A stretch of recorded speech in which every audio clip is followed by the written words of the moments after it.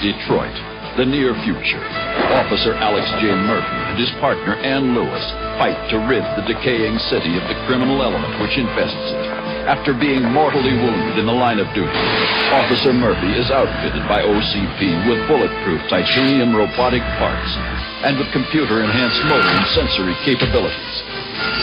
He has become the ultimate super cop, RoboCop.